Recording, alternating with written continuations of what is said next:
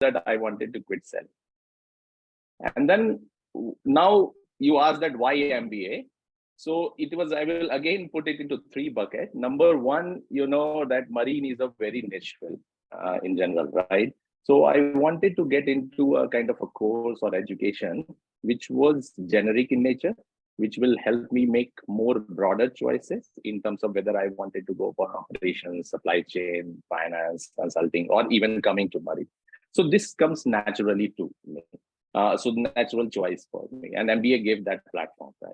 So second thing was like as an engineer, I also felt that I was good at hard skills, but coming with in terms of soft skills or communication skills, which is very important to make a progress in your life, whether it's personal or professional. I think MBA was also providing that kind of a capability or opportunity in terms of improving that.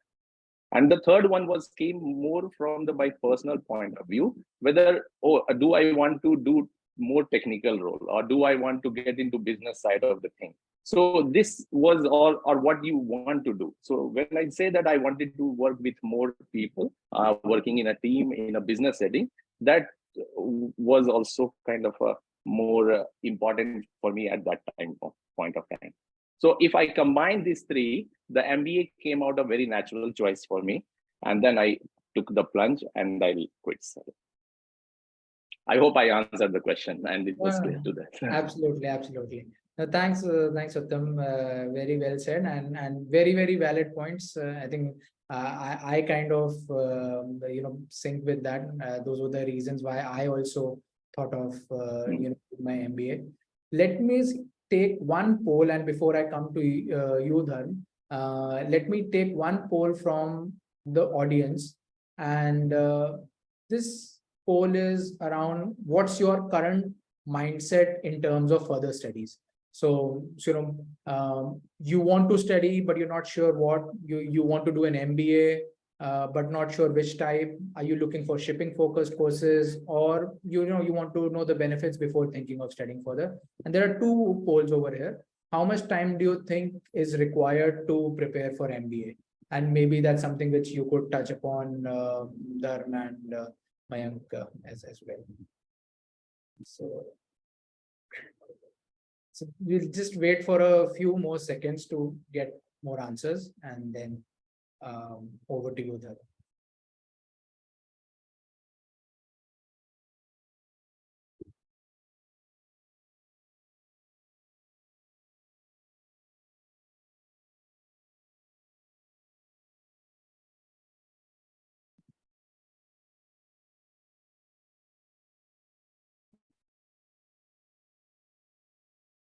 All right.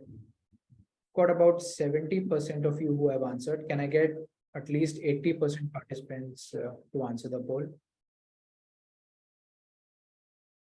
We'll wait for a couple of more seconds and then I'll stop and okay. I have stopped the poll and I'm sharing the results as well. So one thing is good that 45% of the audience is sure they want to do an MBA, right? And 34% they want to know the benefits about studying before they take the plunge. In terms of preparation for an MBA, most of us think it's between 3 to 9 months. A few people think it's between 1 to 2 months. And yep. And this a few who think that it's probably 15-20 days as well. Right. So over to you, Dharm. Why did you choose an MBA? How much time did it take for you to prepare? You would have also discussed with your family, peers, and all. So how much time did it take you to finally decide on this? Yeah. Thanks, Gaurav. Can you hear me well? Yeah. Okay. Thanks. So maybe, well, to start with, I personally prefer to use the word management education than MBA. This is since most people, have a general perception, which primarily stems from the acronym itself, MBA, that this is about learning fundamentals of managing a business. That's the idea of people that come with. But yes, it is. And I think I'll take a cue from what Uttam also mentioned. Most part of the management programs today also encompass other parts of, models, frameworks of leading a team, and most importantly, mirroring on self-development. So allowing you to analyze yourself and become a better leader. So it's not just about managing a business. It's also about managing a team and also, leading yourself as a person as well. So coming to the question, why I wanted to pursue management education, simply speaking, to accelerate on the trajectory of my long-term career goals and aspirations that I had. So, and there are two important factors that work in that part, which is upskilling and networking. So on the upskilling side, of course, I come from a shipping domain. I wanted to broaden my horizon outside the shipping domain. So, look at the frameworks, concepts, analyze where I stand and measure myself, to become a better manager or leader. So that was one of the key areas for me. And networking, of course, the diversity, the challenges and solutions in different sectors that, could actually be a source of inspiration that you could apply in the shipping domain itself. So both of them, and along with the right opportunity, they could actually accelerate your professional growth. So simply speaking, why I wanted to do it, it aligned with my long-term career goals and to make a more professional career path. In terms of preparation, I think it's uh, it depends a lot on what you are trying to pursue, and I think uh, uh, we need to understand what kind of MBAs are available. Probably later part that the preparation time will differ, not just based on what style of MBA you do, but also depend on the pedigree of the school, so that you want to apply. So I think they are a function of that, and I think it could be anywhere from 1 to 9 months. So all the answers are correct on that poll. To be honest, yep, Right. that's from my end. Thanks them for the answer. And yeah, I think the main reason why people go for MBA and why it's more aspirational is because it accelerates your career, or that's at least most people think. And yeah, well noted. How about you, Mayank? What were your reasons for doing an MBA, and you chose a more, I mean, a one which is more focused in the shipping domain as such, rather than going outside the shipping. So over to you. Yeah. Thanks, Captain Gaurav. Yeah, it was a tough choice for me to choose which MBA. And I thought, after analyzing many of the colleges, the only thing I know is shipping. So let's stick to the basic. I was very clear. So very, very clear that I know shipping and I want to do something in the shipping. So the reason I would say joining MBA was to realize where I stand in terms of adding value to my business. What is my contribution into the value chain. I moved ashore in 2018 with a master mariner's license. But moving ashore, I done I played a small part in fleet as a superintendent. Then I moved to Maersk Tankers as an operator, moved into business development. But understanding how you are contributing in the business, forget about shipping or anything, as a business, you need to take a holistic approach. MBA is a tool, or it provides many tools to understand. For example, how many of us before doing MBA have even looked up the financials of a company, a PNL. So for an example, it's good to understand the business from a holistic way, from the top, and MBA provides you that. When you realize how you are adding value to it, then you can plan your trajectory, where you want to move, and how big your goals are, what is your vision. So it's a way of self-realization, where you basically which gear you are of this business and what value you are adding. And very happy to see that in terms of the poll, I think so it was 38% that the operational sailing people joined.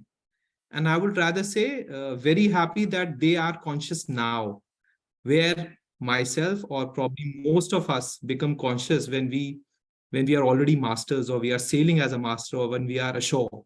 So very happy to see that 38% and majority of them are second mates or fourth engineers or third engineers. So pretty happy, and I will encourage that if you guys want to join MBA, you don't have to wait to become a master mariner or a chief engineer. It's just the mindset. Take a call, analyze your risk, and just go for it. There's a big pool of opportunities there in the market, and you will understand when you finish your MBA. So I would like to conclude in terms of my first answer for your first question. I'm happy to see operational level people joining the webinar in majority. Over to you, Captain Gaurav. Yeah. Sure. Thanks, Captain. And so you were looking more of an holistic learning and specific to the shipping.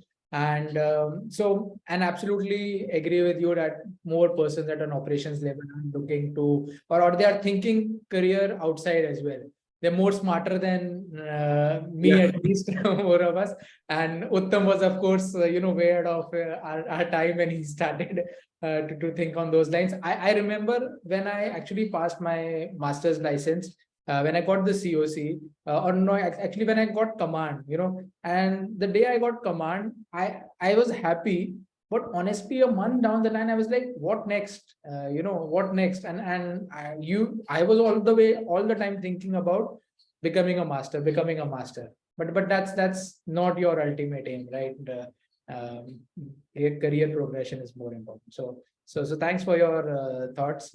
And Uttam did a full-time MBA and he prepared from GMAT. And Uttam, can I come back to you and if you could advise, how much time did you take for preparation? So I would say, Gaurav, means I won't say I was smarter or anything, but at least I got aware about MBA a little early. So I started my preparation with my MBA or CAT exam when I cleared my class 4. Okay, so I took an attempt there. So I waited for 3-4 months. I joined the coaching institute and I did it. I could not clear CAT, but I did clear IIFT. Okay, interview, but I could not clear the interview. So I went back to the shipping.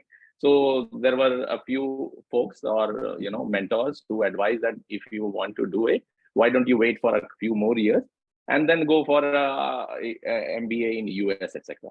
So then in between, I started preparing for my GMAT during my vacation, also on the ship also. So, okay, so if you ask me, is it 3 months or 6 months, I will not be able to give that answer.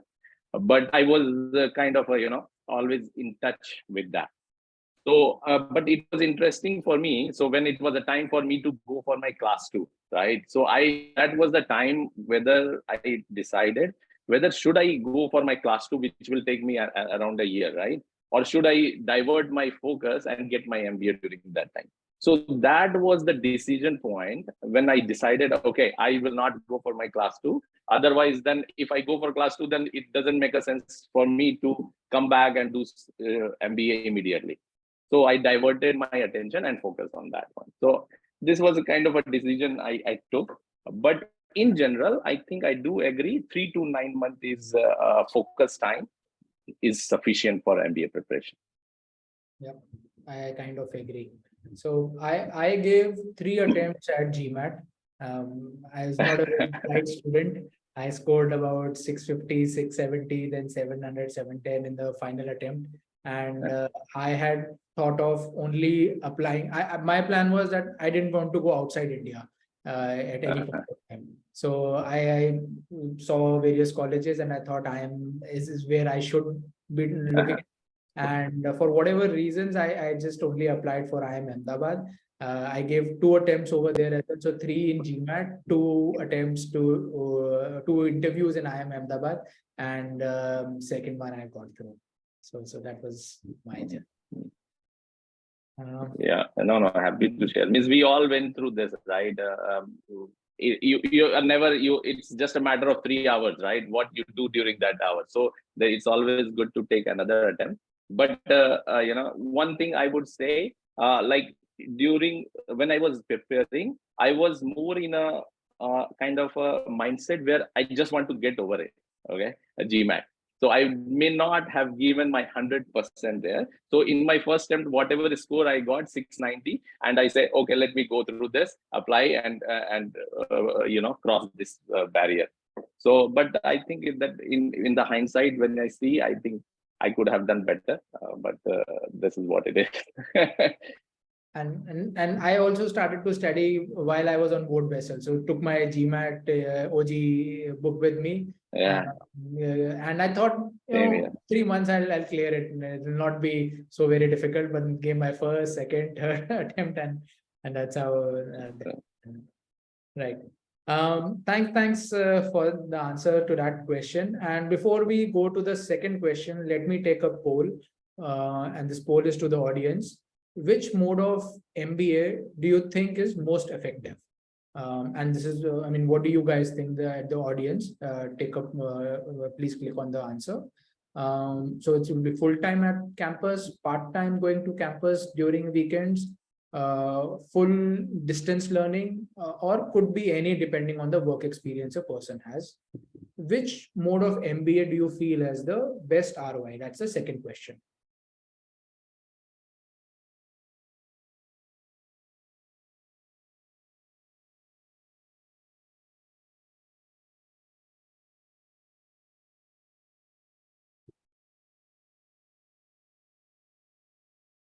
Okay. Wait for another 10 seconds. We've got about 70% of us who have voted. Can I have more persons voting in, please?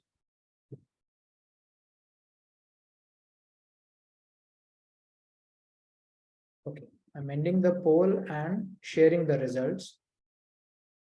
So most of us feel that the full-time at campus is the most effective way, is the effective mode of learning in MBA.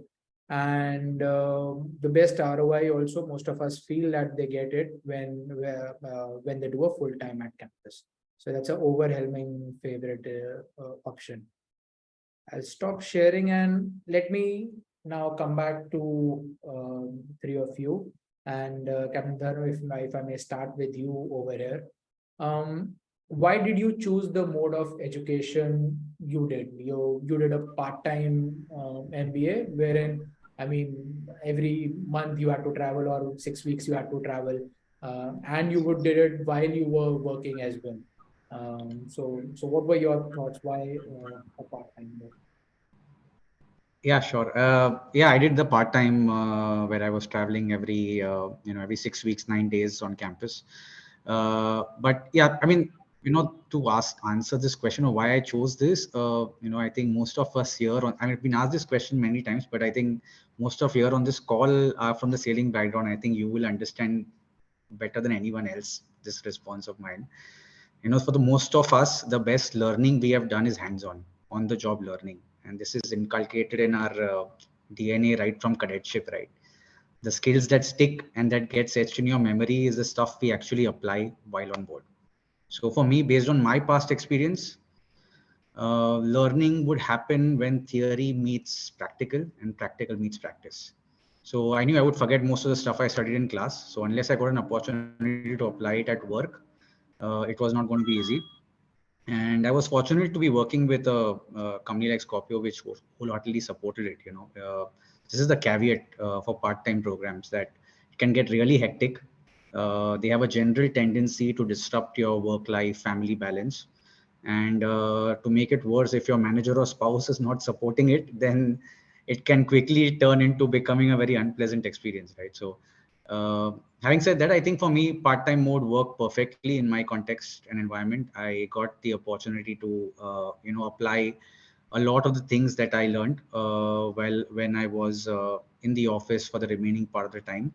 And actually, it's just from my experience that, I actually could remember things much better because I could apply them in some way or the other. You can't apply everything, but at least you can apply some of the things while you're work. So that was my reason of choosing the part-time mode of education. Yeah. Makes sense. A very valid point. Thank you. Over to you, Captain Mayank. why did you choose CBS, or why did you choose the mode of education, again a distance, a part-time one? So a little background about this hybrid program, what I'm doing. So basically they laid a part of it where I am right now.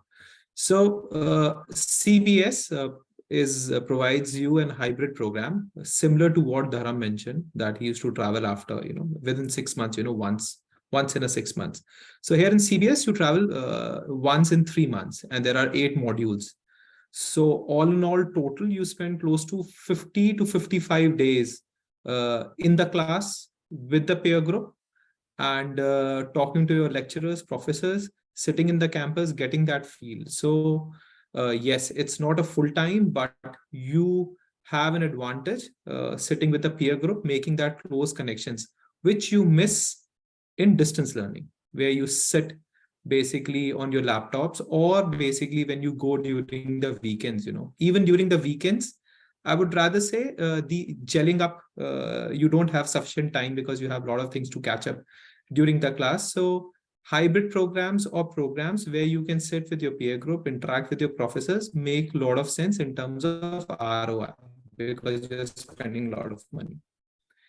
Going a step further, it depends upon what sort of MBA you are thinking of. MBA, is it an executive MBA? It is a normal MBA. Because if it is an executive MBA, you need to contribute towards the dynamic of the class. Everybody expects something, from you, that you put in your thought and contribute your experience in the class, because it's not only about what professor is teaching you or lecturer is teaching you. It's about the learning you have with your peer group, your colleagues. So in terms of what Dharam said, implementation on the job, you are learning models, you are learning many things in MBA, applying directly when you are working in a company. So that makes a lot of sense and has a lot of advantage, but it becomes challenging because there's a lot of efforts, a lot of after hours works you have put in, and support from the company and your family is very much required. So if you have understanding in terms with your organization and the family, I would say opt for something which provides you the flexibility to work and study. Because again, then you are not taking a plunge, of losing your earning side, and also you have an advantage to make a network and implement the models what you are learning. So that was the reason I chose, and there are very few shipping MBA in the world. CBS is among the top, and there are many others. So in terms of the evaluation, what I did, I felt hybrid program can add on value to me with peer groups giving me an exposure towards different segment of shipping, because shipping is not small, it's big. So you have reach at different segments of shipping. So that is probably the reason I chose a hybrid or a semi-distant learning program. Sorry. Yeah. Makes sense. So you get best of both the worlds. You get to build network, you get to learn, and you get to work as well. And especially, the ones who kind of think of doing an MBA after a certain age or after coming a certain position, I think it would make a lot of sense to do it concurrently while you are working as well. So thanks for your thoughts, Captain Mayank. Over to you, Uttam. And honestly, the time when you did, you would have had so many options as well. I mean, in terms of doing it from US or maybe Europe, or doing or maybe taking up a job at that time and then doing. So how did you choose, say, US, and why the full-time one? So for me, means I didn't opt for weekend. Means at that time when I did between 2009 and 11, there were not a lot of hybrid programs in the world at all. It was not there. That concept was not there.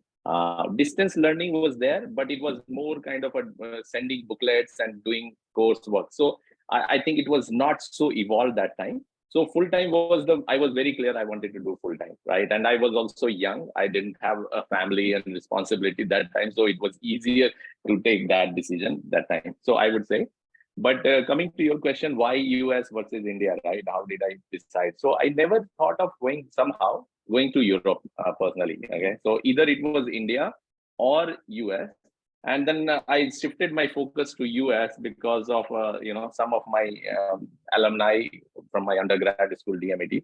They were there and they guided me, and they say, okay, if they can do, I can also do, and they guided me through the process. So that's how I focused on US, and I found that the transition would be easier there rather than and in terms of skill set or the life or in terms of ROI. So that's how I decided to go for an US MBA there. But I totally concur with what Mayank and Dharam said, right? If people who are considering the hybrid model or the weekend MBA program, it is a huge commitment, because you will be sacrificing on a lot of things on your personal life, professional life, or family, or even to your health, right? So people who wants to take it, they need to make a very, very conscious decision. It's not going to be easy, and they need support. Probably. Right. No, makes sense. Makes sense. Thanks for your thoughts, Uttam. In my case, what had happened is I had spent about 4 years working ashore, or 3 years when I thought I should do an MBA. And the reason why I wanted to do an MBA was that I wanted to know what do other persons in other industries work, and specifically to the IT industry, because I was like, lakhs of people work over there, and I never understood what so many people are working and how they are working. So for me, it was about broadening my horizons, understanding what others work, enhancing my network, increasing my learnings, and honestly, I never thought of where would I go after it, what would I do after it. But just then I thought, let me just spend that 1 year for myself, focusing only on learnings and nothing else. And luckily, my wife supported at that time. I had 2 kids as well. So luckily it fell in place. Right. So before we move to the next question, let me take this poll from the audience. Why do you want to do a MBA or study further? What are your reasons for upskilling yourself? It could be an MBA or anything else also. A lot of times it's because your friends are doing it, or someone who has done an upskillment. You want to transition to a short job, you want to learn new things, or you want to increase your network. What is the most number one, the most important reason that you are looking to enhance yourself?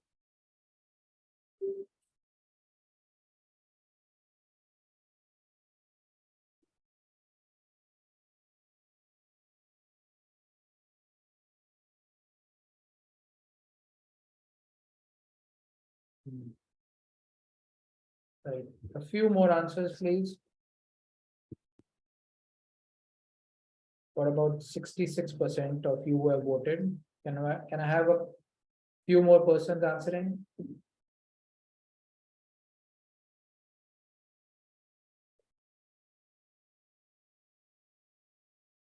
All right. I'm ending the poll now and sharing the results. So yeah, I mean, that's typical of merchant navy folks. One of the key reasons why we would like to do MBA was to transition to a short job. Yep, makes sense. And the next in line is that you are curious about other things, and you would like to learn new things as well. So thanks everyone for that feedback. Moving on to the next question. And this, if I may ask Captain Mayank, what were your key learnings and the key benefits that you got after or during your MBA as well? So what are your key learnings from an MBA, please? Thanks, Captain Gaurav. First of all, very interesting, and very obvious choice that people want to move ashore, and that's why they want to do an MBA. I have a different opinion, MBA gives you technical skills and soft skills and other skills and models to excel what you are doing at the shore job. I would rather say you have many options, moving ashore directly. So you don't have to worry about doing an MBA. Don't worry about it. You can get a job in operations, you can get a job in brokering, you can get a job in chartering. You can get it. There's not an issue. It's all about trying. When you have that experience ashore of 2-3 years, when you start knowing about your business, probably that is the time you should offer an MBA. That is my personal, I'll say my personal opinion. And I've seen Dharam has also shared his story where he mentioned that he was working with Scorpio, and after some time he moved, he realized doing a management program. So that is my take. Maybe Uttam will differ, or maybe Captain Gaurav may differ, or other people may differ, but I'll say moving ashore, you don't have to do an MBA. You have many other options.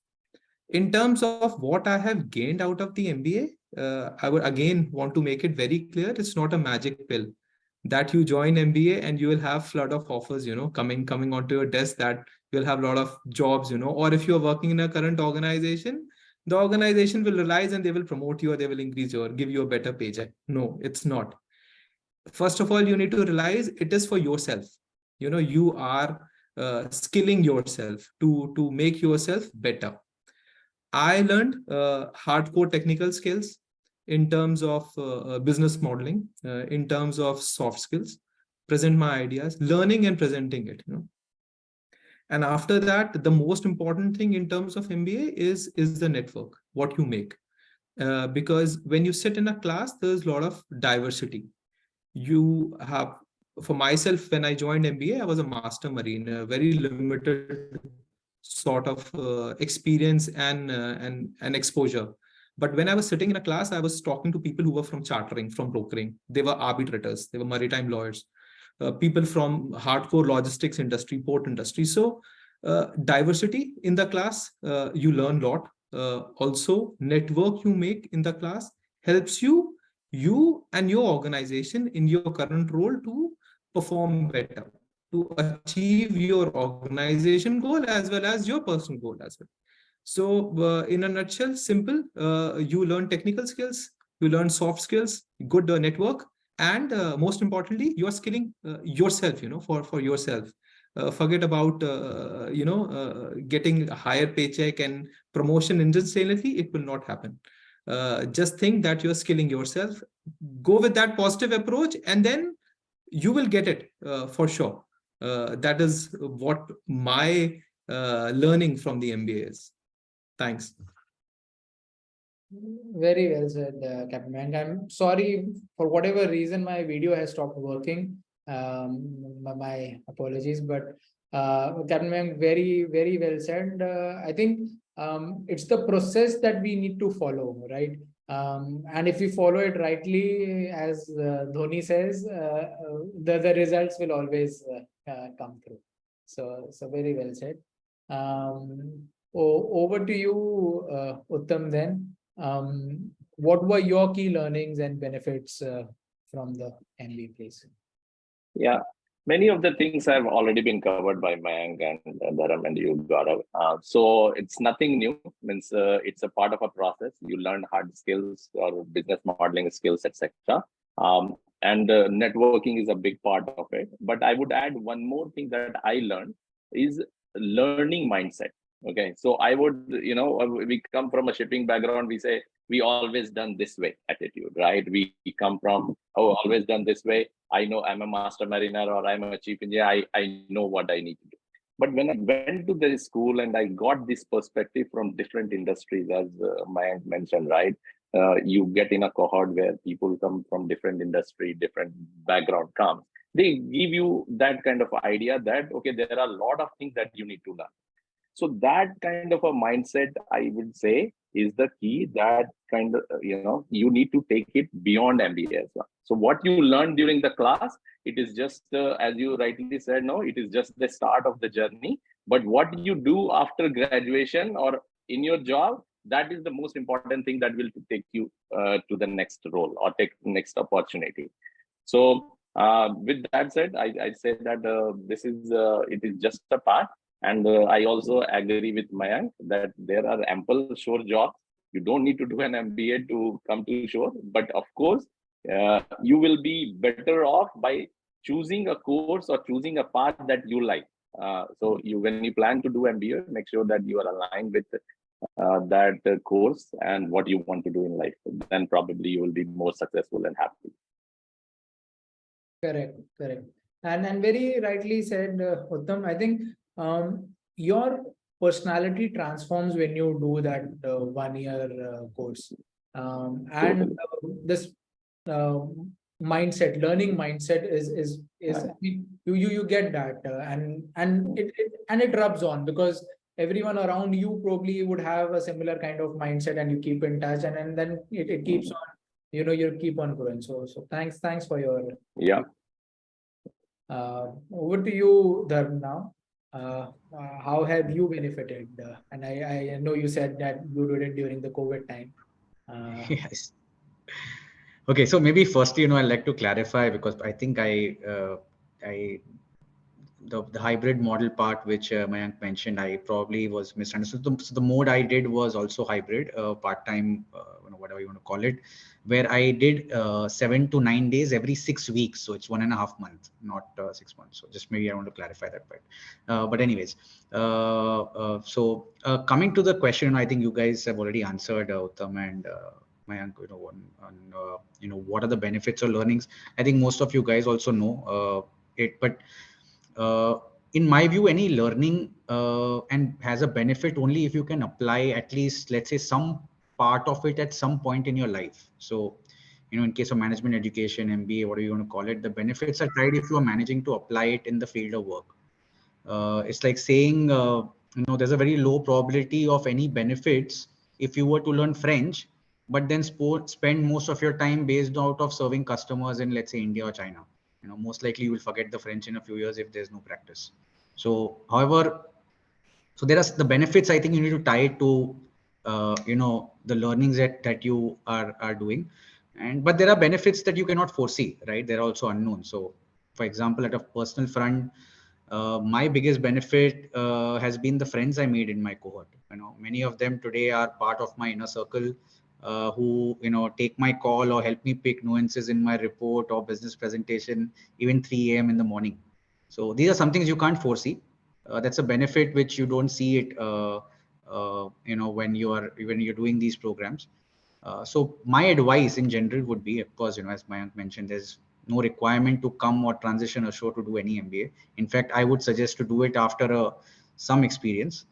But there are a wide or a diverse range of areas, where you will learn, and which will be most parts likely benefit you at some point of time in your career.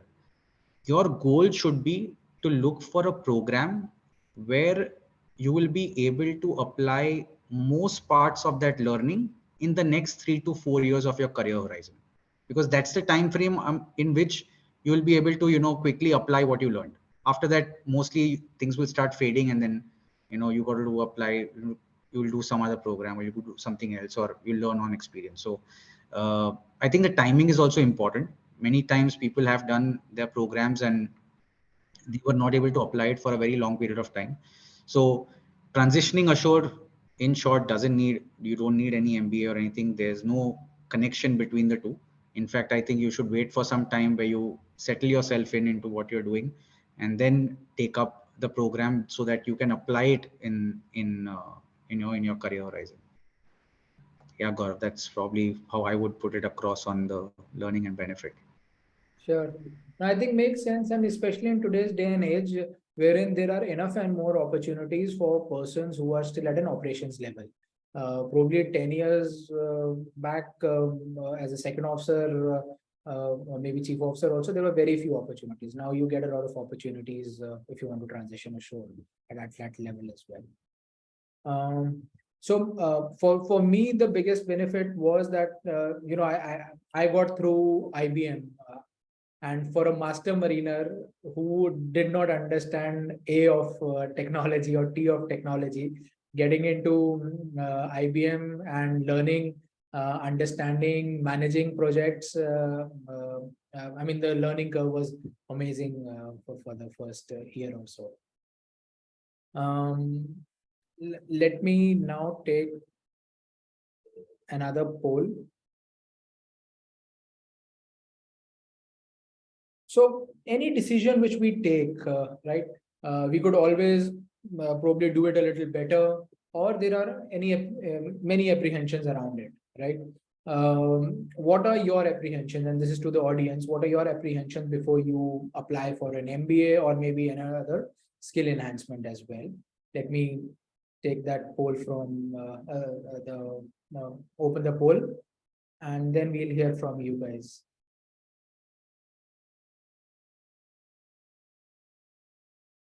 I've tried to make it objective because there could have been n number of reasons, but the most common which I thought I have put it in the poll as such.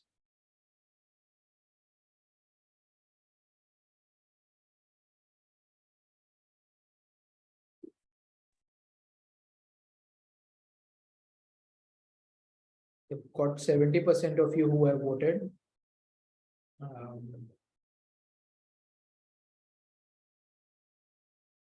Right. Let me end the poll and share results. So yes, leaving a high-paying job but not sure what we'll get is the topmost answer, 70%. And the next is we are unable to kickstart studies after a long lull. So we've been sailing 2 years, 3 years, 5 years, and we don't know, whether we'll be able to do it also or not. So fair answers, guys. Thank you for your feedback. And now over to you guys, and this is a question to you, Dharm, probably. What are the things that you could have done better in terms of applying for the MBA, similar or different, another MBA, or during the MBA as such? Any things that you could have probably done a little better? It's a good question. In hindsight, given my context, it was very clear to me that I wanted to do the, pursue the part-time or the hybrid program based on all the options that I had available for a lot of reasons. Could be financial, could be other things, but this was the best option in my context. So in hindsight, I don't see, I would have taken a different decision today. But actually, it worked out pretty well for me. Actually, last time you asked me this question, I forgot to speak more on it. But it worked out pretty well for me. I was part of the famous COVID batch, so I still remember the ordeal coming back from campus in Singapore just before the lockdown in March 2020. And it was just everything was stuck. But what helped here, the hybrid program or the part-time program, was that all of us in the cohort had a job. So we were in no hurry to complete the graduation, and the business school was able to extend the time scale till all the travel restrictions eased and we were back together in the class. So the model helped actually in that particular context and situation, where if I had done I pursued a full-time, probably I would have been out of a job, and I would have been pressurized to finish the graduation, let's say online, or miss the experience that I paid for, and many other things. So I think in hindsight, I think for me it worked out better that I chose the program that I had taken, and for me, in my context, I don't think I would have done any better from here. So yeah, that's probably my conclusion, Gaurav. Sure, Uttam. Good to know. I've joined from my phone because the whatever. I mean, the video on my laptop is not opening. So thanks for that, Adar. And so to you, the same question, Captain Mayan. What are the, if at all, there's anything which you could have done probably a little better while choosing or while during the program as such? To be very honest, I'm pretty happy with the hybrid sort of model what I chose, and the same reason what Dharam mentioned, and because I started in 2021 during COVID, so we didn't had any pressure in terms of completing the program and missing the experience what we have really paid for. I would rather say if I had an option, I would have done my MBA before, or basically a step back, that I would have transitioned to a short job earlier. Wouldn't have waited for become a master mariner. There's no doubt that I'm a proud master mariner. I sailed on the ship to command, so there's no doubt about it. But if you have a vision, that you want to be ashore and you want to create a difference, and you can contribute in a better way to your shipping career, then I would rather say take a call early, make sure that your short-term goals are clear, identify your vision, and take an early call. You don't have to wait for being a master mariner or a chief engineer. So if what I can change is I could have stepped ashore earlier, maybe 5-6 years earlier, could have done my MBA 3-4 years earlier. That is what, if I have an option, I'll change. Otherwise, in terms of the current model, what I chose of my MBA, I like it, and it's working for me, and happy to implement the models what I'm learning in my current job. So nothing more in terms of satisfaction I can get. So over to you. Thanks. No, good to know. Yeah, I think, and I think this is a feeling which maybe most people have in my batch as well. If we would have done the same course a little earlier, it would have been better for us. In my batch also, I mean, most of the people had more than 8-9 years of experience, and so that's what most of us thought about. How was it in your case, Uttam? Sure, got it. So I would say, means I was in your shoes, right? I decided to leave early, right? So I can give my perspective. I would say, means if you are really know that what you want to, you are very clear with what you want to do 5 years down the line, or you are open. Definitely, what I see in my batch, people who have quit sailing early or did MBA or did some kind of a study, in the 10 years down the line, I think they are either better off or they are at an equivalent position, right? So there is no loss of things. So one of the poll question, and I saw the majority people say leaving a high paying job is a major hurdle, right, to make a decision. But since you are playing a long-term game, a career game here, if you look 5 years down the line, 10 years down the line, this question does not matter. That's my view if I look at back. And if you say, what would I have changed? I told you, right, earlier that I would have given 100% during my preparation time. So I could have gone a higher pedigree at that time. That was number one. Number two was, of course, I got to NC State at the time when it was the height of crisis, right? The financial crisis in US. So there was no job, nothing. So I could have changed the timing that time. So I could have an accelerated career or different career path there. But no regret, because at that time that option came out to the best, because I also got 100% funding for my school. So that financial apprehension that normally people have was not there with me. So I was in a position say, oh, even if I don't go out a job, I have a third engineer ticket, I can go back to sailing. So with that mindset, I was very free. So it worked out well during that time. Okay, so no complaint. I think you can't change the past, but it's important that you work on your present to make your future better, right? So all good, got it. Right. No, I think makes sense. So essentially, we could look this in a different manner as well. Instead of looking at, leaving a high paying job as an apprehension, I mean, we will always have that backup with us, just in case if it's required. So, we can explore very many things. We can study, we can start a business, we can do other things because of the job which we had. Thanks for your Captain Gaurav, I would like to add one thing, because quite interesting questions I can see in the chat box.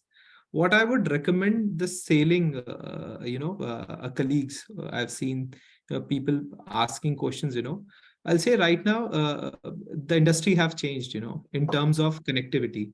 You have internet on board, you have a lot of free platforms, and nobody stops you to upskill. There are a lot of platforms like Udemy or EDX, nobody is stopping you to upskill when you are sailing. So when we were sailing, we didn't had that luxury of accessing internet, when you are sailing. So we used to only carry our books for our next exams. If I was second mate, I was used to carry my books for chief mate exams. But now you have that luxury and you have that facility to access these programs, which are even free of cost, and nobody is stopping you to upskills yourself. So log into these free platforms and join these free courses, understand what you want to do, what interest you have, and later on you can scale it up, because this is something which is free or at a very bare minimum cost. Join these platforms and then you will understand which course you want to join in. You want to do a MBA in shipping, or you want to go hardcore finance, or you want to get into a specific MBA or a course. So the key is join these platforms, upskill yourself while you are sailing. Make the best use of your time when you're on board. Very well said, man. And yeah, I think we should make use of these courses. And essentially what I also advise is that, for example, people want to learn about finance, about IT, so they have 3 or 4 subjects which they want to learn about. So do these free courses for each one of them, understand where your interest lies, and then maybe, progress and take a paid one, a better one into one of these fields. That's what I suggest. Right. Thanks for your perspectives. Moving on to the next question, and this is a little, maybe a little controversial, and this is about MBA and shipping, and top management positions. So, how many CEOs in shipping companies have an MBA? And this is, what do you guys think? And then we will probably have the panelists comment on this as well. But a very, very interesting, very, interesting question. Look forward to your answers.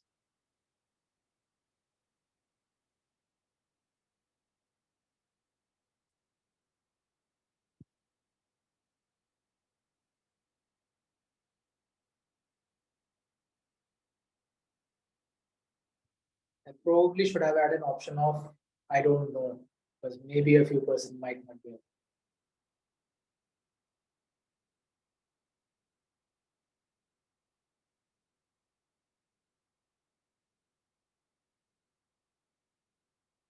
Okay. Few more answers, please.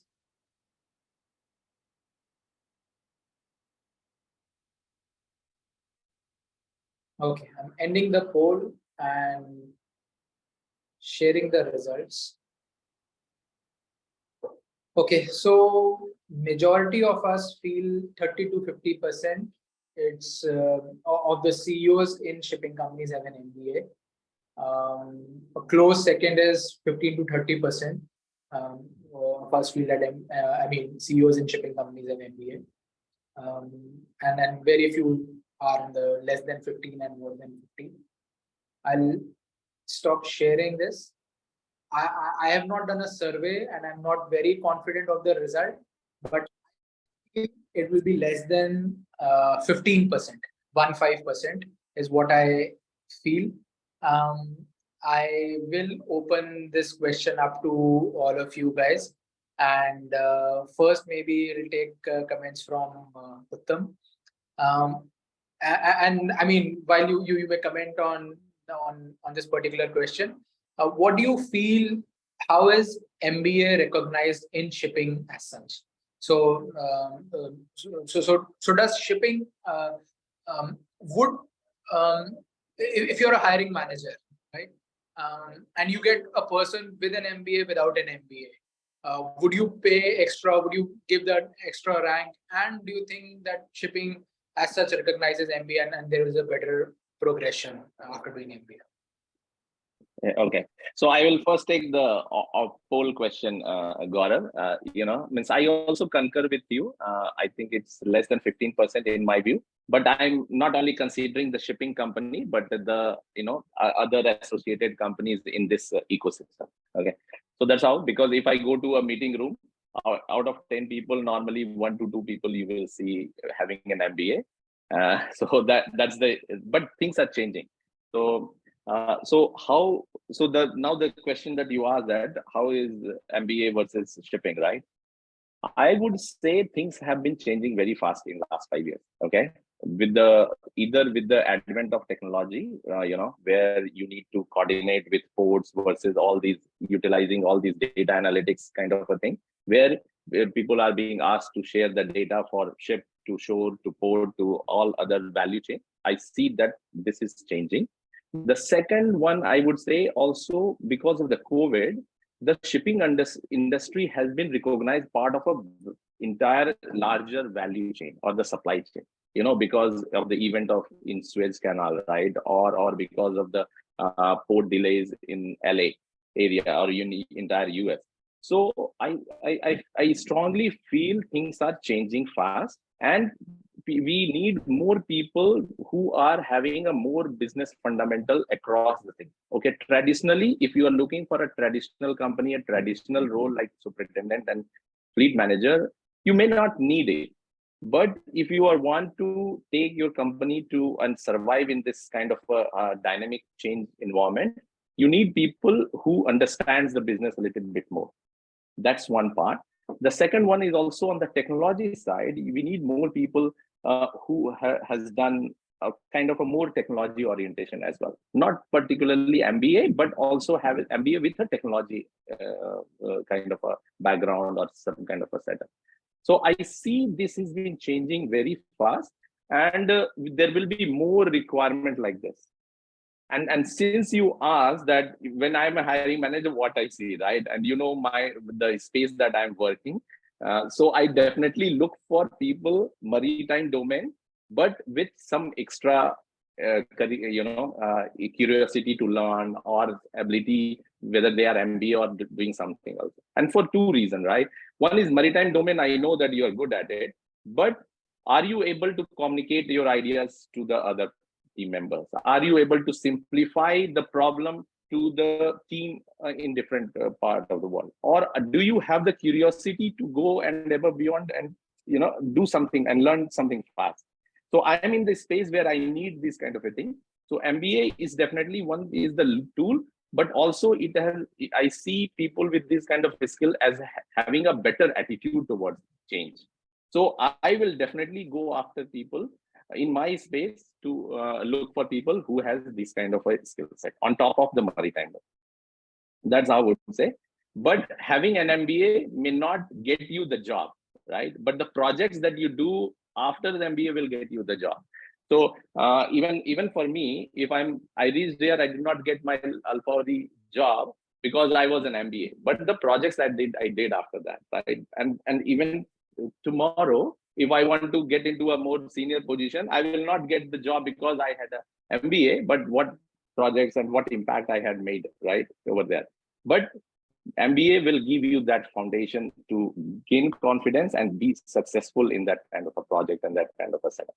So I think I spoke a lot in different areas, but overall, I think things are changing fast and we need more people with diverse background with maritime domain. That's how I see it. Sure, makes sense. And I agree to it that things are changing fast in the maritime domain in terms of education and how people view an MBA as such. Your views on this, and also what I've heard, this is taking a cue on, because I know you guys hire for your teams. So, for example, there are salary benchmarks in a company. and there is a salary benchmark for a third engineer. And then there is a person who comes who is third engineer and he's also MBA holder. Now, within the HR policies of a company, would the person be looked as a third engineer? Would he be looked as an MBA holder? Because MBA holder might have a different benchmark. Or is there a separate benchmark in the company which is for third engineer with an MBA holder? Just a food for thought in case there is anything like that. And both your companies, Uttam and yeah, Gaurav, I think that's a very valid question. In the traditional shipping company, I think the problem that you are facing, the company is not ready. Their HR policy is not set up in that mindset. But there has been discussion around that. Okay, so that's what I'm seeing, and this is the status quo at this point. But there has been a discussion going on how to make a career path for the people like this. Okay, but if you look at the adjacent associated company like Alpha Technology or any other services company, they are a little bit more open to hire MBA, and they are respected or they are given a better position because these people have a better skill set in terms of communication or selling their product or some kind of a expert advice. So they value more. But traditional shipping companies, I think there is still some time to go, the way to go. But I think things are being discussed and it will change. Thanks. That's my perspective, what I'm seeing. Thanks for your views, Uttam. Over to you, Dhaval. Yeah, thanks, Gaurav. So I think to ask, the question is MBA recognized shipping? I think it's important to understand what we mean by shipping, and I think I 100% agree to what Uttam said. Shipping. If you're looking at the traditional roles, honestly speaking, in my experience, it does not matter whether you have an MBA or not. You're looking at a submarine super, voyage manager, this kind of traditional shipping roles. You don't need really it. But the moment you start to look at all the new developments in emissions, and you could look at all the technology companies, platform service companies, then you start to think about it.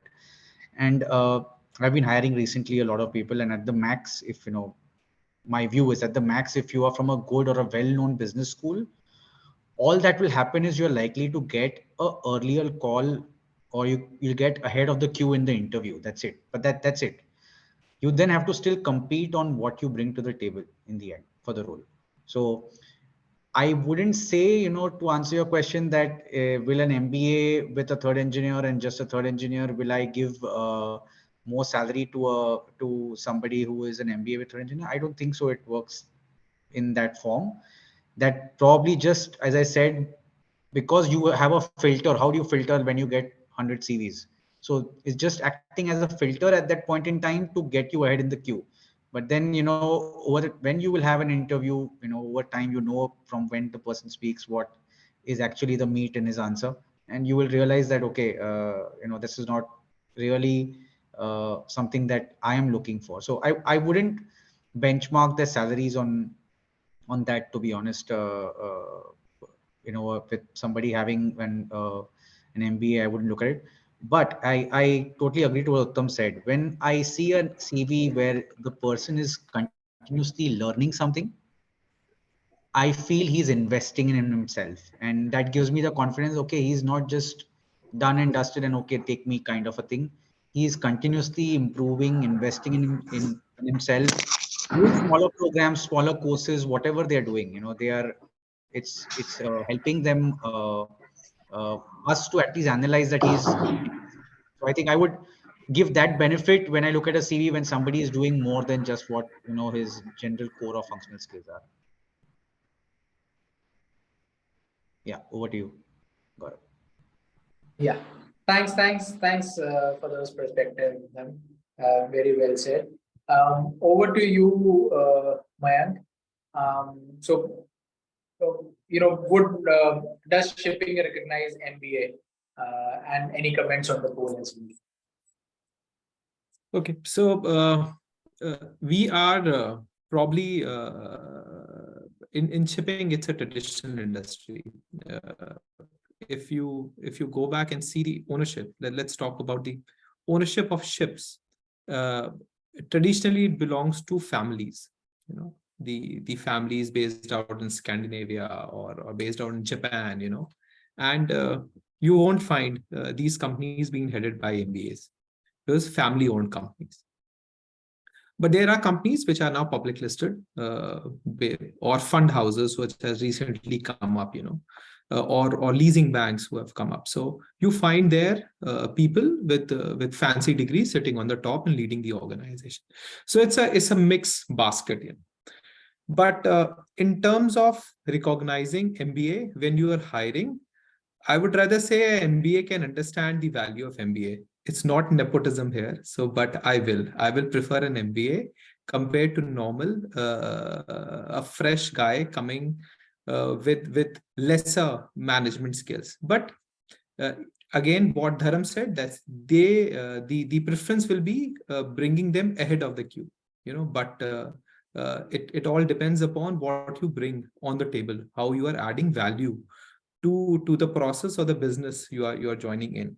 So I would rather say a few years down the line, shipping will, or these traditional houses, the ownership houses or the chartering houses will recognize, because upskilling is happening. It is a need for the hour because of the changing tides of technology, changing tides of green revolution which is coming in, and there's no escape. So you will find people, in fact, the operational or conservative roles like superintendents or voyage manager, in fact, in another 2-3 years down the line, when technology will take, will be more in terms of processes, you will find them also upskilling them with some sort of education, not with an MBA, but some sort of education. So yes, shipping is a little behind and has been behind compared to the other industries. It will take some time. As of now, my preference will be giving a little head start to a person who has done an MBA, and give him a bit of an advantage compared to the person who doesn't have management skills. So that is my take and my preference. Thanks, Kevin. Yeah. Well said. And actually, one thing which you said, MBAs hire MBAs, right? And that's probably one of the key reasons that in finance industry, if you have to grow, and now, I mean, it's not just that you should. I mean, MBA is a must. You also now need to be from a specific school as well. So you'll see that in many organizations in India, you have to be from a certain IIM as well. So IIM Calcutta guys will not take IIM Ahmedabad guys. Ahmedabad guys will not take Bangalore guys, and so that's there. And I also agree that till the time a new set of persons come to the top who have this kind of a degree, and who then start to encourage to take persons with certain skills, certain learnings. I think that the promotion of a certain degree skill may not happen very fast. Leave alone professionalism and companies being run by professionals, and not just owners themselves. But I think that's also something which needs to happen, and then we will probably have more weightage being given to a certain degree as such. Right. So coming back to final question, and so this poll is for all the audience over here. What are your thoughts on MBA? It's for me, and we'll prepare for it. I need to consult with someone to apply. I need to check the courses focused on shipping as well. I don't think it's for me. So that's the four poll questions. Before I take my final question to the panelists after it, and then we'll open the panel discussion for Q&As from us.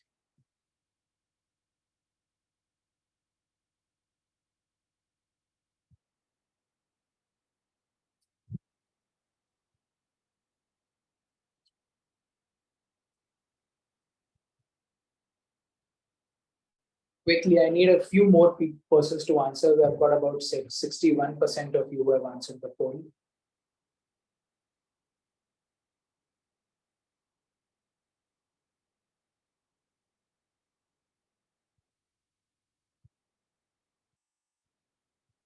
All right.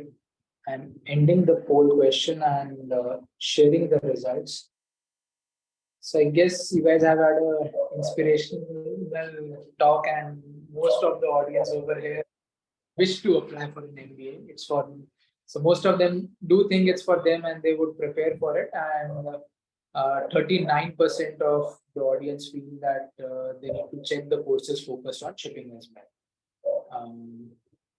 Right. So we will do another webinar on which is on shipping focused courses, and I'll have a similar panel probably a couple of weeks down the line. But persons who have done courses only in the shipping domains, and Mayank would probably qualify for both the discussions. Right. So the question, and if I may start with Uttam, with you, whom would you recommend to do an MBA? Is there a certain kind of personality? Is there a certain kind of thought process? I mean, what kind of, or at a certain age, particularly? So, what's your recommendation? So, Gaurav, you know, this is not a straightforward question, right? It's you are putting me on a spot for how to identify that person. But I would say it's a question for the candidate himself, right? Means even if I will get a bit philosophical here, most of us are not in the first inning of our career life, right? It's mostly you are taking a decision for your second inning. So you have that kind of a maturity, you have that kind of a time to decide that what you want to do.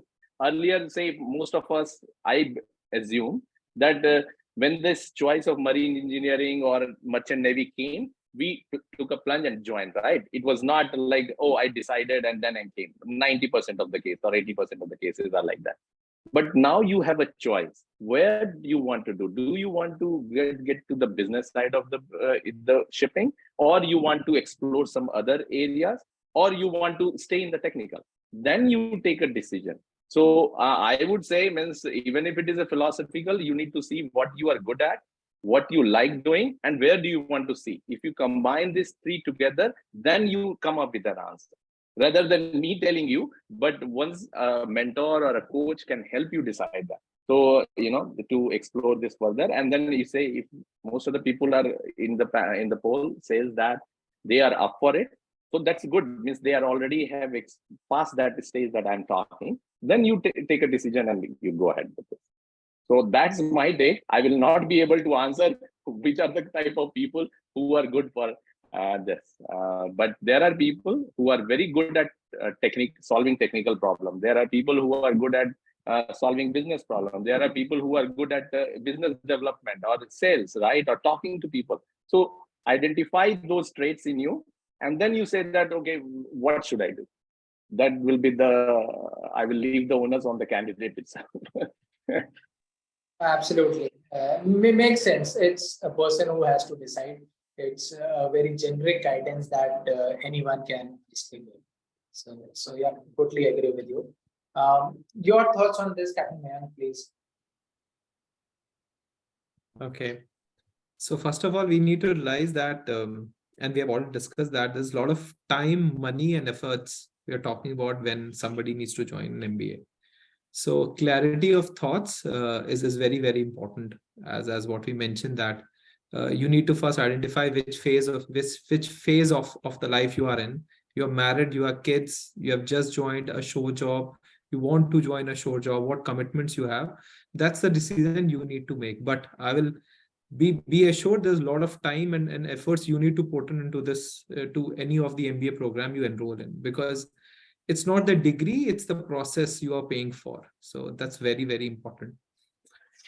In terms of, as what I mentioned in my previous answer to one of the questions, that I would recommend that the MBA, you need to brew yourself when you are at shore. Give yourself 2-3 years of time. see which stream you want to get into. So come ashore, get 2-3 years of experience under your belt, and then join an MBA. That's what I recommend. There's no, forget about the age. There's no age bar or something. It is about your determination. So come down, come ashore, reach out to Captain Gaurav. Sea and Beyond is really helping seafarers in terms of getting, there used to be a time, 3-4 years back where nobody hadn't clue how to step ashore. And that used to be for Indian seafarers. And if you see, the other countries like, seafarers from Greece or seafarers from Europe, probably a very small fraction of people, they eventually get to masters and chief engineers, and they normally decide to come ashore much earlier. But now with platforms like Sea and Beyond, you have an option. And trust me, there are a lot of companies welcoming operational level seafarers in lot of opportunities. As the companies find India a very skillful place, a cost effective place, so they are trying to move their some sort of branch offices to India. So there are a lot of positions which are created now and will be created. So there's no deficit of in terms of jobs if you want to move ashore. So my recommendation, come ashore, take through 2-3 years of experience, and then join an MBA. That's it. Thank you so much, man. Very, very well.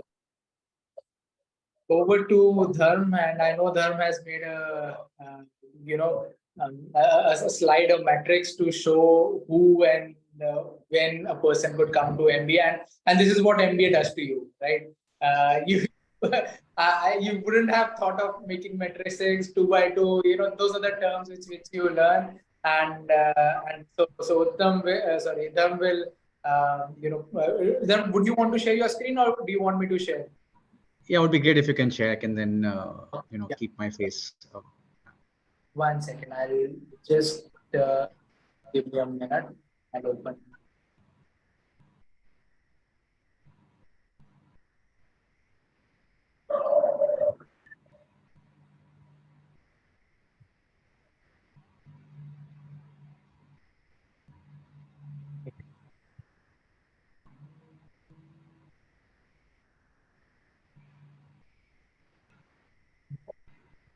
Sharing in the next 5 seconds. So very nicely made, Dharm, and over to you. Yeah, thanks. Yeah, so it just struck me, when this was sent. I just read the mail last evening when you sent on this, and I just thought, okay, let me just try and think of something which will recollect ideas. So let me put a caveat. This is my analysis and view. It's not necessarily everyone's. And of course, the assumption here is that you've decided to pursue management education, and this is if you do pursue management education, you will see the structure in every class. It's called a classic 2x2 matrix. The x-axis have defined whether full-time, part-time, and on the y-axis have tried to mention the experience and what people do when they are ashore. So in short, if I start with the bottom right, that's the explorers. If you see, so I think you're early in your career and you're yet to figure out what business function works for you. You're looking to explore, sharpen maybe your fundamental and core skills. So, and at the same time, you don't yet have the flexibility to take a career break with a full-time residential program, right? So, as the name suggests, it's an explorer's mindset. The downside of this particular selection, if you do make, is that you may or may not be able to join the path or destination you dream to reach, right? So because this is an explorer's mindset, you explore, you possibly will strike gold, maybe not, I don't know. So it's not the best way to do part-time if you're very young, you're fresh from sea ashore, is my view on it. Coming to the bottom left, I call them change makers, or the mindset of a change maker. If you are the person who wants to transition into a new sector, you have the financial ability to take the plunge.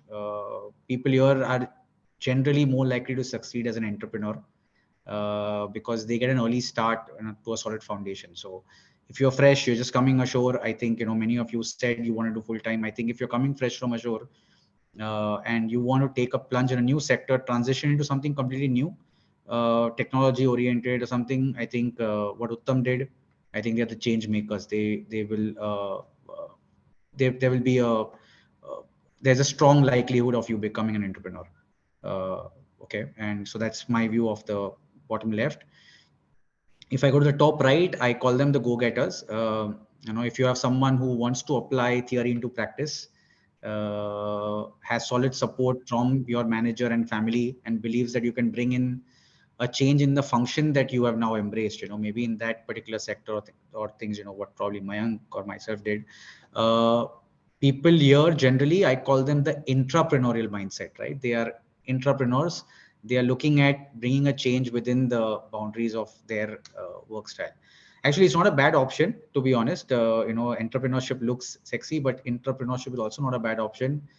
You will find a lot of data that suggests that entrepreneurs are more likely to succeed in their endeavors than an entrepreneur. The success rate is much higher for a go-getter than a change maker.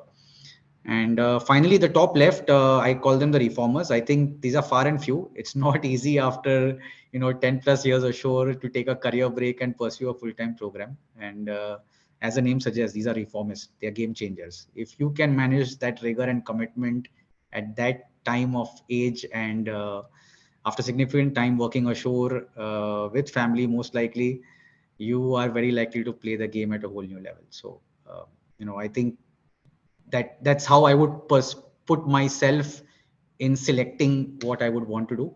A point to note here is there's one factor here that is super critical across everything.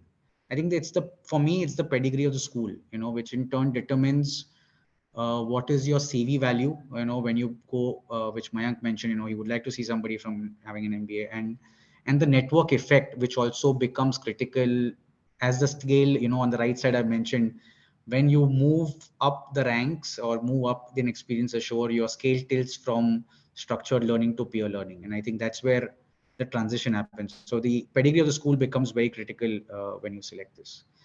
So yeah, in short, I try to put this across, and you as Uttam mentioned, you need to decide where you fit and what is your ability to do. And I think this is a simple way of depicting, I think, which program you should do. Yeah, that's it, Gaurav. Thank you so much, Dhar. And so this is something which kind of MBA does to you, right? It's not a very easy thing to answer, but with that experience, you are able to put a more unstructured or difficult problem in a fairly simplistic manner, right? And because of which it becomes a little easy for us to take decisions, or anyone, right? Anyone in the management, for yourself as well.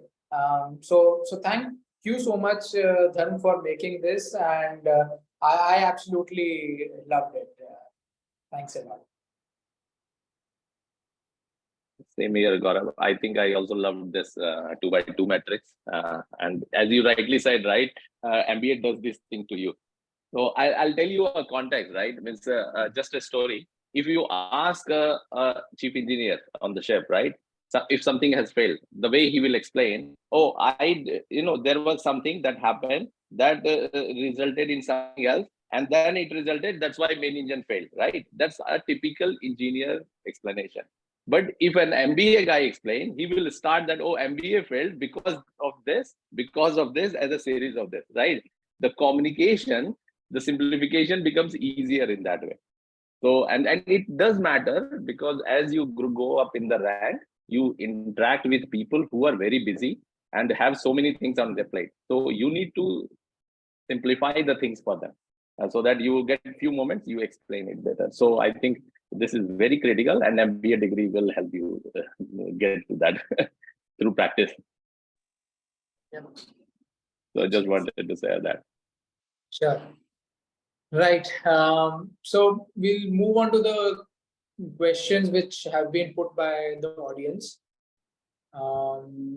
Nisha, we did start the recording of the webinar. Jayant, your comment well noted. And so, you can put your questions, but try and see if the questions can be more generic in nature. Specific question may be a little difficult to answer, and maybe have the context which is towards an MBA or towards a skill enhancement. So Nisha, your question on, can deck officers switch to digitalization industry? If yes, how? I think we'll take this question, but we'll try and focus on questions which are more focused towards the topic of this discussion. And Dharm, you are also dealing in within this industry, and you are from a tech side background. I will request you to take this question, please, from Nisha. Sure, Nisha. I think I don't see any reason why. I mean, I have been into product development for almost now 6 years, I think. I started with simple Power BI dashboards, understanding SQL, databases, schemas, how structures work. To today, I am instrumental in building 3 platforms for my organization so far. So I don't think there is anything of a deck officer to do with digitization. I mean, it depends what you are looking at. It's important. There are different roles in the digitization space, and it depends whether you are trying to look at the problem solving side of it. So you're trying to break down the problem, simplifying. So let's say the product manager role, or are you looking at the engineering side of the product management, which is basically coding or trying to code the entire platform. So I personally feel the deck officers do very well in the product management side, especially if the part of the question is related to the deck side of things, or the cargo, or areas where there is where they have done functionally work on that. And the engineering side or the coding side, you can always get someone to code for you. So I don't see it's not it's just like translation. The key to the platform development or digitization is simplifying, breaking down the problem into easier parts, which can be illustrated or shown to the person who's going to code for you. So I think you need to segregate how you would put yourself, and which part of the chain of the product development would you position yourself. Yep. Thanks, Dharm. Makes sense. You've got 2 deck officers on this webinar who have some tech experience. So that might answer your question, Nisha. Rohit, to your question on how does the second officer start his journey, I guess that's been answered during the course of the webinar, so I'm not taking that, please. I'm taking a more generic question from Pratik Agarwal. Given the chances of recession right now around the world, is it better to delay the MBA for a couple of years? I think the bigger question over here is there ever a good time or a bad time to do your studies? And we start with Mayank. Your thoughts, please, Mayank. First of all, shipping industry goes through cycles, super cycles. Bad time for bulk carriers, good time for tankers, and the other way around. So there's no bad time for shipping. Don't worry about it. So you have enough space to absorb your talent, and you should not worry. It all depends upon where you find yourself in the metric shared by Dharam. What you want to be. You want to be a go-getter, or what you want to be. And so just in a brief, I would say don't delay it. If you have decided, you have resources. If you have support from your organization, if you have support from your family, look into the best options available in terms of the school, the institute you are looking at, and you have done all your calculations. So don't worry about recessions. Shipping follows cycles, and a pretty good time for the tankers. So may not be bulk, but you will be absorbed somewhere at the tanker space. So thank you. May I ask Uttam your comments on this as well, in terms of you maybe foresee a recession. Do you should, or is there a good time, bad time? Yeah, so I think Mayank covered it pretty well for the shipping side, if you are interested in continued your career in shipping. But even for people who wants to explore other industry, I think it's more a personal question. And because you are trying to make a career for a long term, means I always try, think about a long term journey rather than, immediate benefit. But even if a recession comes, right, people with a better skill set will tend to stay in their job. So this MBA will provide you those skill set to stay on the job, because you are good at whatever you are doing, but you are having a better skill set in terms of soft skills or communication or anything as such. So I would say there is no right or wrong time to do an MBA. It's about your personal preference, what time of the career you are in, and how you want to keep upskilling yourself. So anyway, whether recession comes or not, this is such a dynamic environment at this point. The upskilling is the name of the game. Whether you are a CEO or a deck officer or even a cadet, right? You need to upskill yourself and be ready for the change. So that's how I would put it. Sure. The learning mindset comes into the picture. Yeah. Right. I'll take the question from Captain Mahajan. How to access that which MBA aptitude a person has? Primarily because we as seafarers had limited exposure. Dharm, would you want to take this? How to access that which MBA aptitude a person has? So basically, distance learning or part-time, full-time. What aptitude a person has, primarily because we had limited exposure. I think you've answered it already in your slide. And I am assuming, Captain Mahajan, your question was before the slide, so this probably would have been answered. And so let me move to the next one. We're already almost 2 hours into the discussion. I will answer Akshay's question. Akshay, how is our employment is on contract, right? And how is the work experience calculated for us? So it's very simple for MBA colleges or any other college.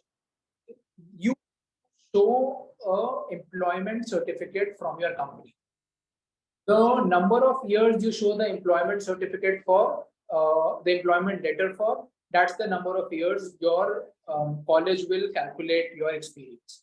So that's a question which I get a lot of time, because we work 6 months a year but don't work for 3, 4, or maybe the other 6 months. But it depends on the certificate or the employment certificate you get from your employer. Okay. Prateek's question: what are the usual sectors that ex-operational level engineers have been working after a general MBA, except operations, and how to have a smooth transition in these sectors after MBA? Uttam, would you want to take this, please? Probably a lot of your batchmates would have also transitioned in other fields. Yeah, so of course operations comes very handy, but it is all depends on, I would say, the choice you made, whether the school you want to go after.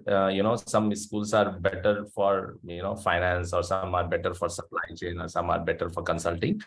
So that school selection is, I would say, a better, it will help you transition in that kind of a role that you are looking for. That's one. The second one is also, if you are too much interested in certain, the kind of projects or the case studies that you do during your class, that also will help you to show your interest to a prospective employer to get a transition. Say, for example, if you are interested in technology, so try to get a project or case studies during your project, the classes. You try to take those and try to show the potential employer that you are interested in that. So that's how you move around. And I would say, means even Gaurav mentioned, right, he transitioned to IBM. So even if it was there, he moved to a technology. Probably you can connect the dots from your past experience with your current study and projects that you take and show your interest. Then probably that will help you transition into the sectors that you want to go. That's what I would put. Thanks, Uttam. Moving on to the next question, and I think this is a very good question, and this is for both you, Dharm, and Mayank. So in the hybrid model, essentially you need a buy-in from your employer, your manager, to let you be away from work for X particular days in a year. So how did you, or generally, how would you advise persons to go about pitching this idea to your employer, and yeah, so your comment on that, because a few persons might be looking at that situation. There's some issue in terms of my video. Just give me a second. Probably if Dharam wants to take it first. Sure, Dharm. Sure, man. So I think it's a great question, and in fact, it to be honest, that's the caveat which I had mentioned in the conversation, that your manager should be approving of this, and it's very important your company approves of this, because you are going to have more than your normal leaves that you would have to kind of go away for a period of time, and that's going to impact your work as well.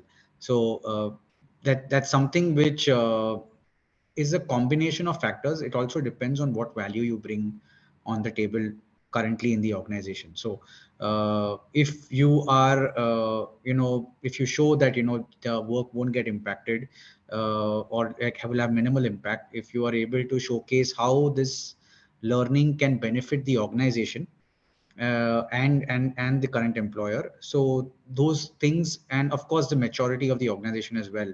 So it's a combination of a few factors. For me, it worked well. My employer, Scorpio, at that point in time was very happy that I was wanting to do this, and I kind of showed them what I brought to the table, and in fact they kind of also said, we'll support you financially if you need something on this. So it worked out very well for me. It depends on a combination of factors, I would say, three to be precise: the maturity of the organization, the willingness or the supportiveness, where your manager should not feel jealous or insecure, let's say, from you doing this program. And third, of course, your commitment of time, which you will have to find 25 hours in that day, the 25th hour, to kind of manage or pull this off. So yes, that's probably my answer. Thanks, Dharm. Your thoughts on this, man, please. I totally agree. What Dharam said, nothing more to add, but exactly, it's very important for your line manager to understand this is not something for him to feel insecure. It is something what you are bringing to him as a team member and also to the organization. So a combination of everything, and nothing much to add. Dharam covered everything. So good one. Sure, thanks. Moving to the next question from Ashish Oberoi. How easy or difficult is it to change the industry entirely post the MBA? Let me take this one. I have followed trajectory of a few persons who have done MBA before I did MBA and after I did MBA as well. So I think it depends on where you are doing an MBA from, and what's your goal as well, and also how many years of experience you would have had. If you have had a lot of experience, so maybe more than 8 or 9 years of experience, change of industry is not very easy, especially because we come with a with a good remuneration package as well. So companies may not be very willing to take us take into a different industry and then pay at a decent salary. If we are at our experience is a little less, say about 3 to 5 years of experience, change in industry is much more easy. For us also, we are younger, we are more flexible, we are more adaptable, we have less responsibilities on a personal front as well, and it becomes much more easy. I changed my industry when I was 36, and it was extremely difficult for me. I had amazing bosses though, and they really helped me in that transition. But I wouldn't recommend it for everyone. It's fairly difficult.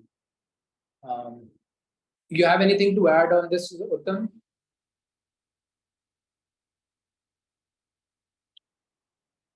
No, you covered it pretty well, Gaurav. Means I would say, means changing industry is totally possible.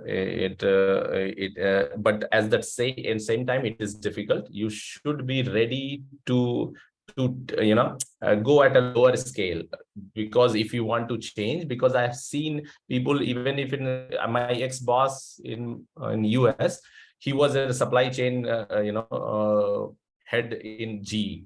Then he wanted to get into hospital sector, so he took a pay cut and come to hospital sectors to learn about that industry. But he was able to bring that transferable skills or his his knowledge from that industry to here. So there is no easy path, but it is, if you are too keen to get into that industry, you should be ready to give something else as well. But you have to demonstrate that you are capable or you are keen to learn, then probably it should be okay. Sure. Mohit, ETOs are essentially another engineers, deck officers. So there's nothing, no bifurcation in terms of deck officers in marine engineers or ETOs. I mean, we talked about generally in terms of the level of experience a person has. Ashish, your question on choosing a perfect B school, I think it will take a fairly long discussion, and will be very customized to one person. I think it's very difficult to make it generic. So drop in an email to education@cnbeyond.com, and probably we could help you or connect you to with a relevant expert who could help you. Mohit's question on how much GMAT is required to get into B schools, and how difficult is it to get into INSEAD or Harvard or Stanford. Honestly, it depends on yourself. A person like me, probably very difficult. A person who's very smart, maybe a little easy. There's no GMAT score for a particular B school. They do provide an average, and you can find it on the website of INSEAD or other schools as well. So do have a look, but at least 700 is what is required to get into the top tier B schools. Which B schools, and this is a question from Ganesh, which B school gives a valuable shipping MBA within India and into specialization? I honestly, as far as I know, there is no college which provides a shipping MBA for experienced professionals. There are a couple of colleges for which provide an MBA, but those are for persons who are just starting out, but not for experienced folks. I at least don't know. There are a few outside India. You can drop in an email to education@cnbeyond.com, and Tejal, if you can just write that email ID in the chat window, and we can tell you which are the other schools, which are the schools in India and outside India, and what kind of education they provide. Akshay's question, does our sailing experience inhibit our chances of getting a seat in a good business school, provided one has a good GMAT score? It's absolutely the other way around, Akshay. B schools look for diversity. And there are, so for example, 1,000 persons from IT would apply, and only maybe 50 can get in. But from a merchant navy background, maybe only 50 will apply, and 2 can get in, right? So the chances of persons from our background getting into a good B school is much higher than for an normal, so for example, for an IT guy, because schools look at diversity and we provide them. How to choose an elective in MBAs relating to shipping. All right. And maybe, Mayank, would you want to take this? You probably would have chosen your electives in your MBA course. Yeah, it again depends upon your interest and where you want to actually focus on and what interest you have. So there are few mandatory subjects which you need to take in terms of understanding the shipping economics. Apart from them, if you are interested towards commercial shipping, you have an option. If you want to get towards the maritime law and arbitration, you can choose among these subjects. Again, it is very depends upon what uh, sort of interest you have. But I would rather say try to keep it uh, uh, basically general in terms of the few subjects. If you have elective options of choosing 8 or 6, try keeping 4 general in terms of including commercial shipping as one of them. And then in terms of specializing, getting into arbitration or in terms of maritime law, that solely depends upon your interest. So I would rather say you need to find out where your interest lies in, and then choose the subjects. Sure, I think makes sense.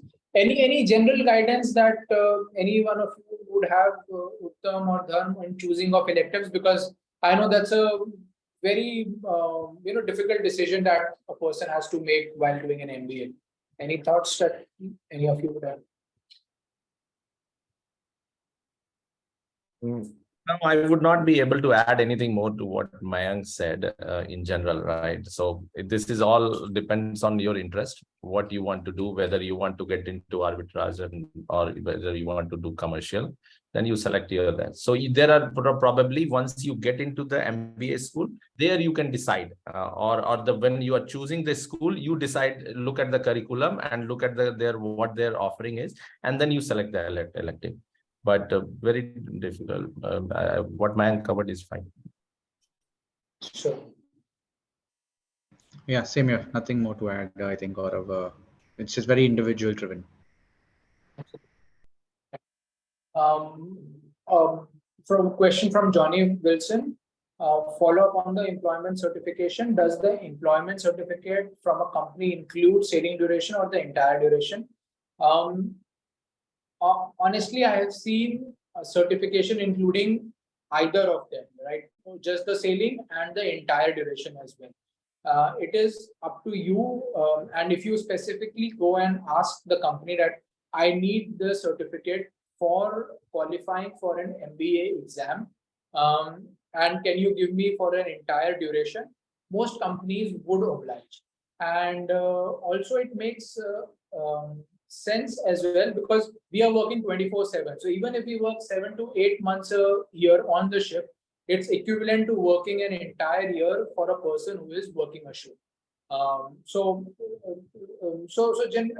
Generally, as per your requirements, companies would oblige to give you a full time as well. And depends on the relationship you have with the company. A question from Mohit. He's 34 years old and working on LNG ships. Would it be the right time going for a for an MBA? I think we've answered that, Mohit, and it's a very, very individual question. Go back to the 2x2 which they have prepared, and I think you should get your answer. If you need any further counseling on this, do write to the email ID which Tejan has given, and we can help you. And to add their comment, Prateek, there is, when you do an MBA, there's nothing called LNG or bulk or oil background. And there's nothing called third officer and second engineer, right? We all are at the same level. Our future employers, and we don't know whom they would be. They might look at it in a different way or may not at all. But in terms of learning, in terms of choosing, these things honestly do not matter. Gaurav, I would like to add a context, a story here. Means very related to what I asked. Means I hired a guy, a gas engineer for an LNG ship, and he fit this profile pretty well. So he did an MBA after being a gas engineer from IM, and then he was working in a consulting sector in India. And then somehow I got connected with him, and I proposed that, "Are you interested to come back to shipping?" And he was not aware of the opportunity that shipping has right now for the MBA graduates. So we hired him, and he's doing very well on this one. So of course his LNG skill set was definitely helping me to develop certain applications surrounding LNG ships. But at the same time, his overall shipping experience combined with MBA helped him get the job. So it's pretty, there is a right time, right age. I think there is no harm in doing MBA. Thank you. I guess that's a final question from Ali Asgar. He's been given to understand that MBA does not help at all in getting a promotion or rise. In fact, it's the other way. Once people get a good management position after putting in many years ashore, they get an MBA. So what's the true picture? And I guess Dharm and Mayank could answer it. So I mean, after coming ashore, and I know Lesgar, he's worked ashore for a couple of years. He's a master mariner. And his question is whether he should be doing an MBA and whether it would help or the other way around. I'll take it up. So again, MBA skill set, and it's important to understand where you fit in the value chain and how you can contribute more. I'm not saying that you cannot realize it without an MBA, but it provides you the tools and models to implement your ideas in a very systematic or a structured way that we need to understand. So if you are contributing, if you want to relay your thoughts, how to improve your system, how to improve your current profile, you might find a complete package of the sales kit known as the MBA. So you need to understand that way. So take it that way and understand that that contribution towards your personal as well as professional organization will be in a very streamlined manner if you do an MBA. Take it that way. Again, it's not a magic pill. I've mentioned it before. You can't expect a pay rise or a promotion instantaneously after doing an MBA. It's basically what values you are bringing to the organization after doing this MBA. So I would say if you have resources, if you can allocate time, go for it. It is definitely you can have a ROI of the investment what you are making on this skill set and on yourself what you are doing. So go for it. Maybe I can add to what Mayank said. So, Ali Asgar, apart from what Mayank said, I think it's also on, again, I think it's the organization where the seniors are working, and if I would say that if it's like a state bank where everything is based on time scale, then maybe, yes, that's true. It works that way where it doesn't matter what equity you bring to the table, it's based on equality. So everybody is equal. Only after finishing 48 months can you be promoted to a master. That's normally what we, or a chief engineer, what we heard. So it's based on time scale, no matter what you bring to the table. If the organization is mature enough and values what you bring to the table, I think then it's the equity approach. So it doesn't matter if you are a 12-month chief mate or you are a 65-month chief mate. If you think that he's capable to be promoted, you get promoted. So the MBA is not a function of promotion. Yes, it does help in some ways, but in most cases, I would link it to the maturity of the organization, that they value you as what you bring to the table and not the amount of time you've spent working ashore. Yeah, that's probably my addition to my. And probably I'll say there are many organizations where they value. So that's a cryptic message, you know. I can add on to my last statement. So thanks. Sure, sure.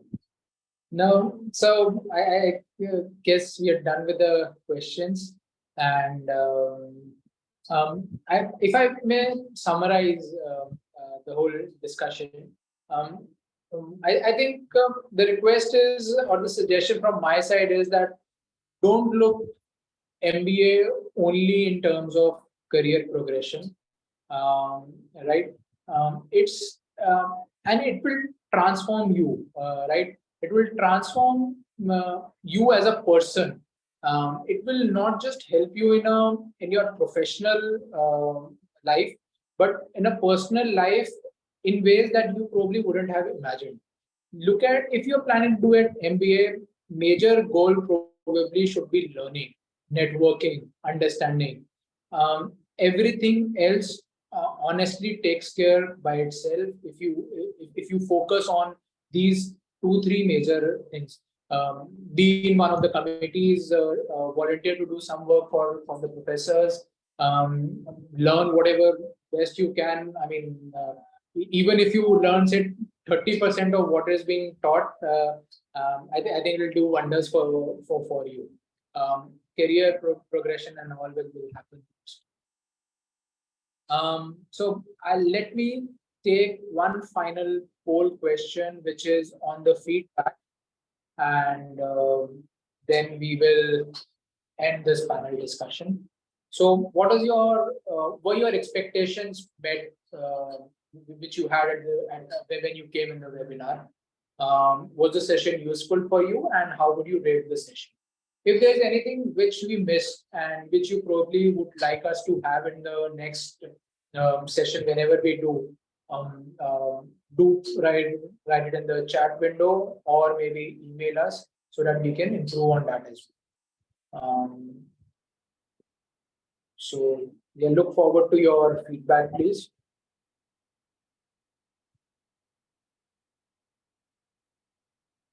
Pradeep's your question on which MBA would you prefer? I think it's each his own, right?